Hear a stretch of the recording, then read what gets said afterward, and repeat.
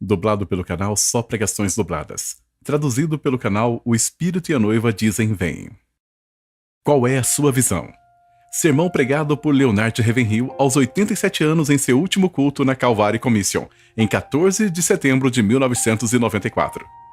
Infelizmente o sermão não foi gravado, foi feito apenas este registro escrito.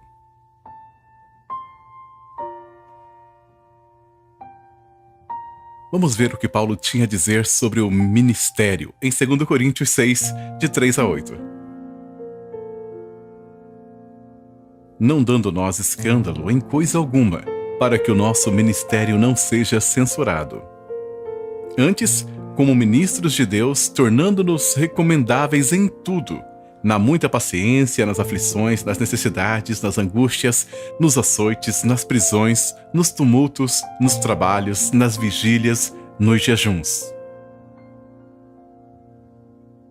Na pureza, na ciência, na longanimidade, na benignidade, no Espírito Santo, no amor não fingido. Na palavra da verdade, no poder de Deus, pelas armas da justiça, à direita e à esquerda. Por honra e por desonra, por infâmia e por boa fama, como enganadores e sendo verdadeiros.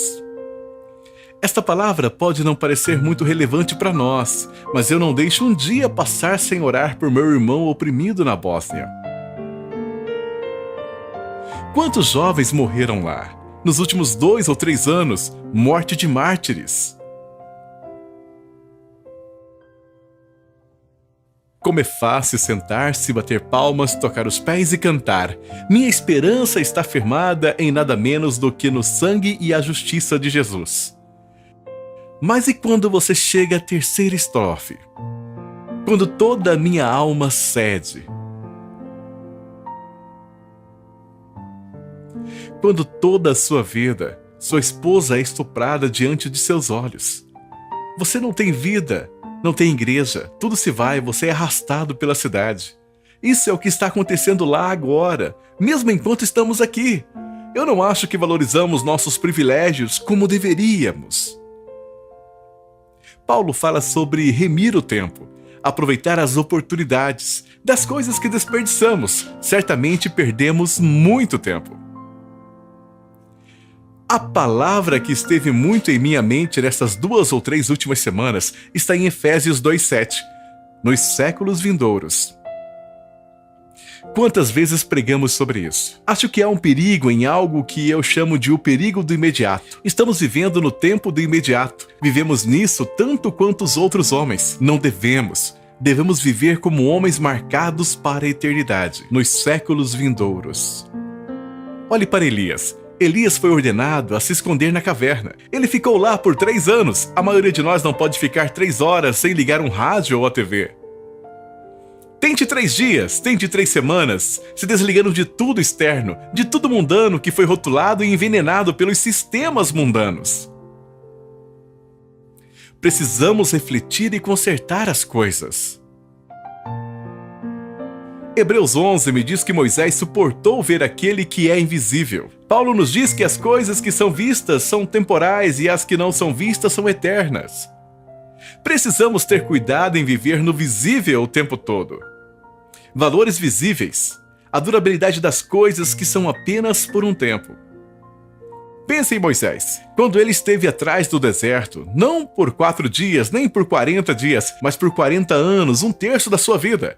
Havia um preço por sua cabeça depois de ter sido expulso da maior família real do mundo. Ele já não tinha 7 refeições diárias. Ele morava no lado de trás do deserto. Você acha que ele pensou algum dia que estaria no Monte da Transfiguração com Jesus e Elias? Ele conseguiu ver aquele que é o Cristo invisível. E o que ele fez? Ele considerou o opróbrio de Cristo, não o reino de Cristo, o opróbrio de Cristo, maiores riquezas do que os tesouros do Egito. Será que ele o viu vindo nas nuvens? Será que ele viu pela fé que iria estar no Monte da Transfiguração? Será que ele foi mais longe até o fim dos tempos, quando uma multidão que ninguém pode contar de cada tribo, raça e língua cantará a canção de Moisés e do Cordeiro? Vivemos muito neste mundo. Nós somos terrenos.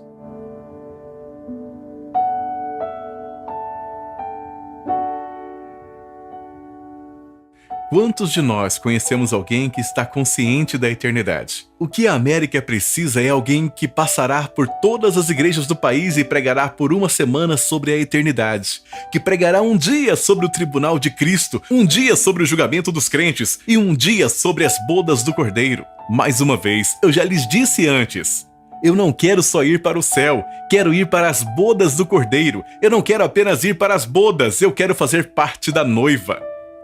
As últimas palavras de Jesus não foram ide por todo mundo e pregai o evangelho. Isso foi para os 11 discípulos. As últimas palavras de Jesus estão em Apocalipse. Arrepende-te, arrepende-te, arrepende-te. Para o que Jesus está vindo? Uma noiva. A palavra de Deus diz que ele está vindo para uma noiva sem mancha, sem ruga ou qualquer coisa semelhante. Você acha que a igreja está assim hoje? O que Jesus diz sobre a igreja? Que ela está pobre, miserável, nua, cega e deplorável. Um tempo atrás eu fui a um casamento da filha de um milionário. Quando a noiva desceu o corredor, foi como se uma voz me dissesse: olhe. Eu olhei para ela estava muito bem vestida, muito educada, muito brilhante. Enquanto eu olhava para ela descendo o corredor, eu pensei: Jesus está vindo para uma noiva que é pobre e miserável. Se eu fosse um artista, eu iria pintar a noiva em uma muleta, uma perna quase seca, vestindo trapos, o resto das roupas desalinhado como uma mulher nas ruas. Pobre, miserável, nua, cega e deplorável. Então algo tem que acontecer à igreja antes que o Senhor Jesus volte. Uma coisa já devia estar decidida em nossos corações, e é viver com crueldade para com nossas vidas e humilhação de nossas vidas deste presente mundo mau. E quanto a Elias, ele entra em uma caverna por 3 anos. 3 anos é um tempo bem longo, não é? Pois ele fez isso. Diz em 1 Reis 17, esconde-te. Diz em 1 Reis 18, vai mostrar-te. Em 1 minuto ele se encontrou diante de um rei. Logo depois ele ousa ficar diante dos israelitas. Um homem que tem intimidade com Deus nunca é intimidado pelo homem. O medo do homem vai embora completamente. Eu certamente acredito com todo o meu coração que não somos conscientes da eternidade. Vivemos para o cotidiano, devemos viver com os valores da eternidade em vista. Essas pessoas estavam animadas, e nós? Trabalhamos para Cristo, trabalhamos com Cristo e um dia vamos vê-lo. Como um escritor de hinos disse, face a face com Cristo, meu Salvador, face a face o que será, quando com o arrebatamento eu o contemplar. Quem ficaria encantado agora de ir e ficar diante do Rei? Você terá que responder por todas as suas pregações. Muitas vezes pegamos um texto e o afogamos em palavras. Eu acordei esta madrugada por volta das 3 pensando nisso. Preguei por mais de 70 anos. Pegue 120 palavras, multiplique por 60 minutos, depois por 1 ano, depois por 70 anos, e eu terei que prestar contas a Deus por todas essas palavras. Quanto mais eu leio a palavra de Deus, mais ela penetra meu coração. Isso me faz parar e pensar e meditar. Eu medito agora mais na eternidade do que jamais meditei em toda a minha vida. Nosso povo não está consciente da eternidade. Você acha que uma pessoa que está pronta para a eternidade perderia uma reunião de oração? Eu não conheço qualquer outro lugar na terra onde há mais liberdade do que em uma reunião de oração, onde Deus unge aqueles que oram e você, por assim dizer, quase esfrega os ombros em Deus. Digo mais uma vez, quando Acabe estava suspirando pelo pescoço de Elias e Jezabel estava cavando um buraco para os seus pés, você acha que ele pensou por um momento que ele estaria no Monte da Transfiguração com Moisés e Jesus? Aparentemente, Moisés podia ver através do espaço no tempo. Ele podia ver e ele suportou. Ele escolheu sofrer.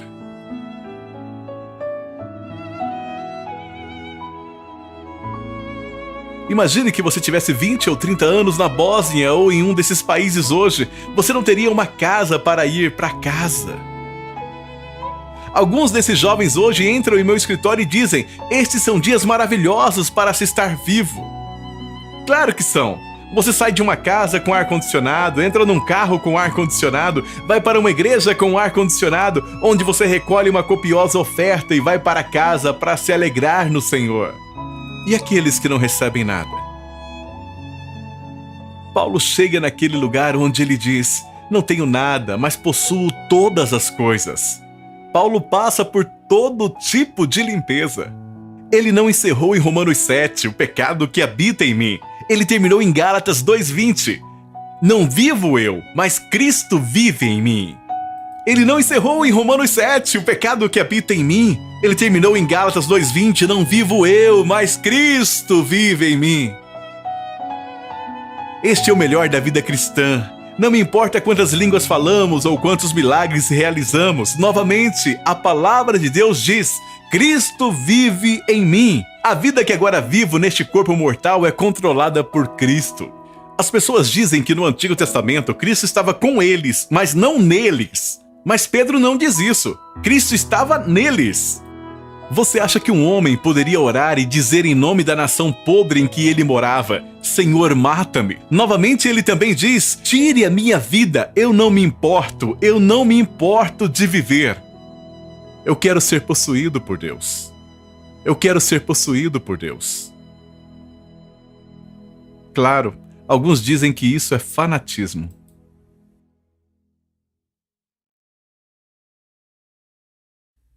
As pessoas ficam cansadas de ouvir sobre todos os problemas da Bósnia, mas elas não podem esperar para ouvir o que está acontecendo com a greve do beisebol. E eu estou falando sobre homens no ministério, me refiro a pregadores. Eles saem correndo da igreja para casa domingo de manhã e vão assistir beisebol ou futebol. Então eles estão tentando servir a dois senhores. Ninguém pode fazer isso. Você só pode servir a um Senhor. Quanto mais eu leio essa palavra, mais percebo que Cristo não veio apenas me levar à cruz, como Paulo diz em Romanos 6. Você pode ser crucificado com ele. Mas acho que a coisa mais incrível que Jesus disse é: o príncipe deste mundo vem e ele nada tem em mim. Ele desperdiça seu tempo tentando Jesus. Ele passou por 40 dias de tentações e provações implacáveis. Depois disso, ele foi removido da sinagoga e depois disso, ele está sendo apagado o tempo todo. Ele nasceu fora, nós cantamos. Jesus nasceu em uma manjedoura. Ele foi enterrado fora, porque ele contaminaria a cidade se o enterrássemos dentro. E ele ainda está fora da igreja. Isso não é incrível? No livro de Apocalipse, Jesus ainda está fora da igreja e batendo na porta, tentando entrar. Para quantas igrejas ele teria que dizer isso hoje? Devemos permitir que Deus esteja no controle total de nós, sem ambições próprias, sem qualquer preocupação senão glorificar o Pai. Não resta mais tempo.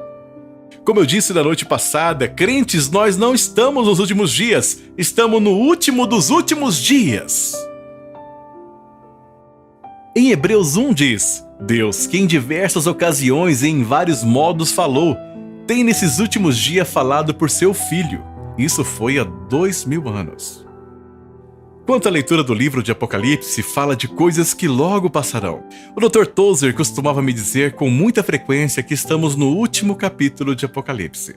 Mais e mais e mais nós devemos ser a luz neste mundo de trevas.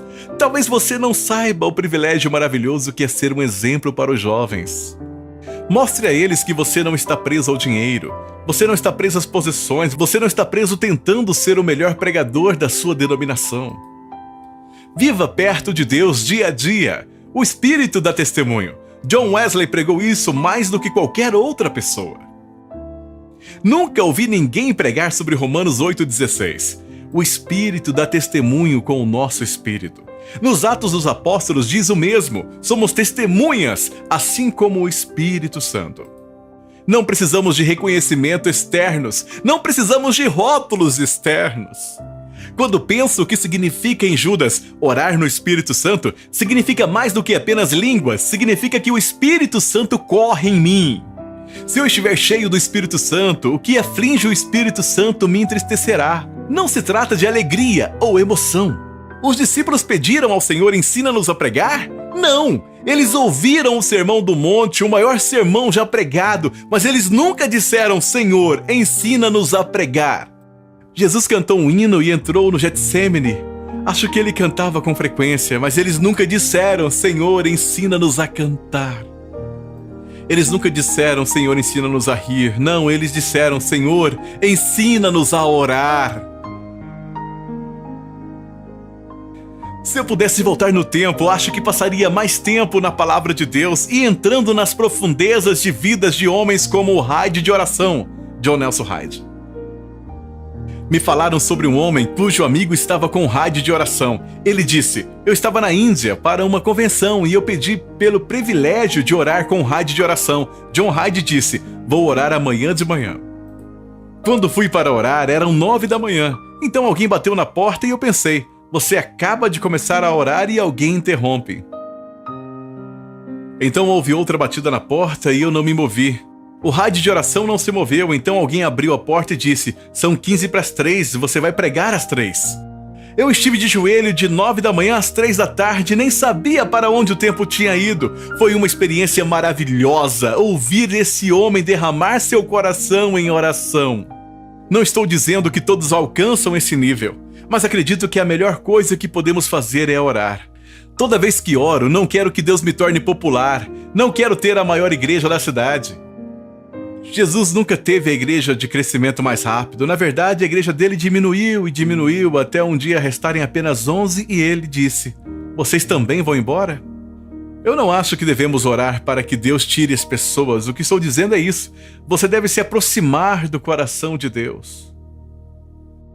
Eu confio que Deus lhe dará esse privilégio de ter trabalho árduo que muitas poucas pessoas tiveram.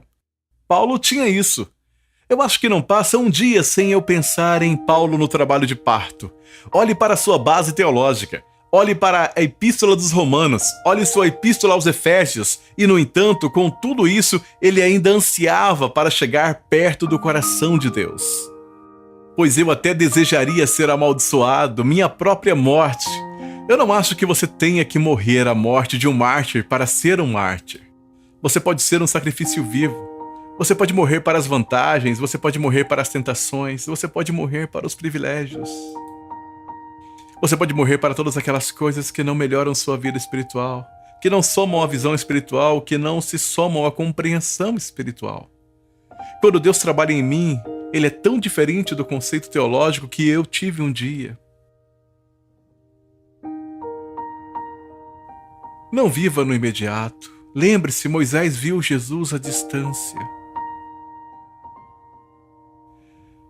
Veja que Jesus está vindo para governar a terra, não para morrer, não para ser empurrado, mas Ele está vindo para governar a terra. A palavra de Deus diz que pelo menos alguns irão reinar com Ele. Quem? Quem vai reinar com Ele?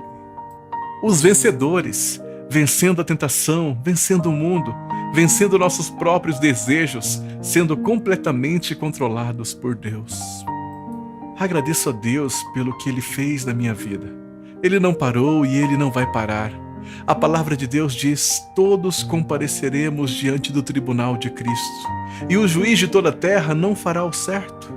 Isso vai ser horrível, mas se eu não acreditasse, acho que eu ficaria louco. Quem vai dar conta de todo o massacre sangrento na Ruanda hoje? Todas as guerras da terra, todos os generais, os reis da Inglaterra, os presidentes dos Estados Unidos estarão diante de Deus, quando Ele irá tirar todas as máscaras e descobrir tudo. Todo mundo, todos os pregadores estarão diante de Deus. Este é o dia da avaliação final. Eu quero viver com os valores da eternidade em vista. Se nós julgarmos à luz da palavra de Deus, não precisamos temer o julgamento. Se caminharmos na luz como Ele está na luz, é tudo o que Ele nos pede para caminhar na luz. E isso é o que eu desejo. Que vocês tenham mais visão do que eu já tive, mais poder do que eu já tive, mais compreensão do que eu já tive. Deus nos ajude, esse é o período mais difícil da história humana. Nunca houve tantas nações de cabeça para baixo. O mundo está como um navio apanhado em uma tempestade, não tem âncora, não tem bússola, não tem gráfico. Eu acredito, irmãos, que vocês viverão para ver muitos de Washington implorando a Igreja de Jesus Cristo para trazer libertação. Eles ignorarão isso, rirão disso, eles desprezarão isso, mas eles chegarão a um lugar que ficarão tão desamparados politicamente, tão indefesos financeiramente, tão desamparados moralmente que terão que invocar a Deus. Ele é a única resposta certa. Uma coisa que me impressiona quando estudo a vida de Noé é que não há menção à sua vida de oração. Mas quando eu venho a Ezequiel 14, os 3 homens mais justos que já viveram, Noé é um deles, Jó é outro e Daniel. Que orações impressionantes eles ofereceram, mas chegará um momento em que Deus não vai te ouvir mais. Um colega me disse: acabei de terminar os 3 anos do seminário. Eu perguntei a ele: alguém pregou um sermão sobre a eternidade? Não. Você ouviu algum sermão sobre o tribunal de Cristo? Não. Alguém pregou um sermão sobre a noiva de Cristo? Não. O homem explodiu em lágrimas. Eu disse: em nome de Deus, por que você vai ao seminário? Para aprender a enterrar os mortos?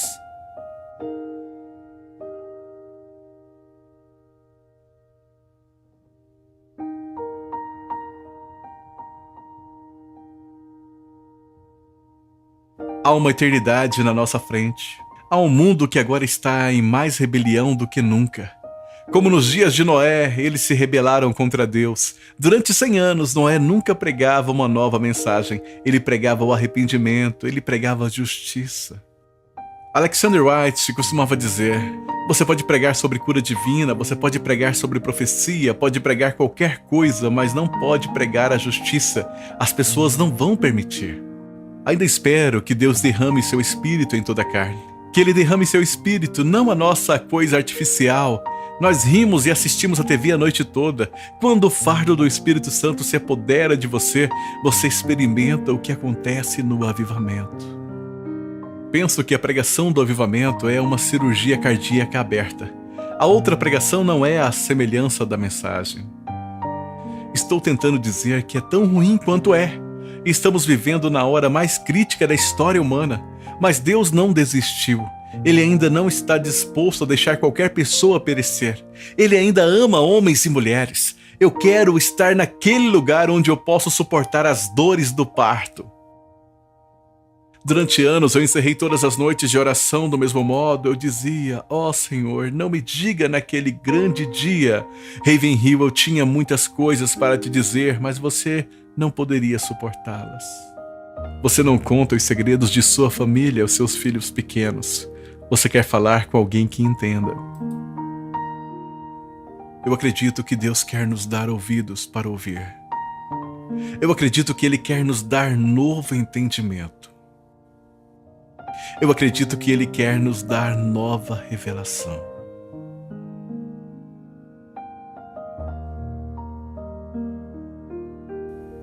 Leonard Ravenhill. Louvado seja o nome do Senhor. Qual é a sua visão? Qual é a sua visão? Bendito seja o nome do Senhor. Obrigado. Obrigado.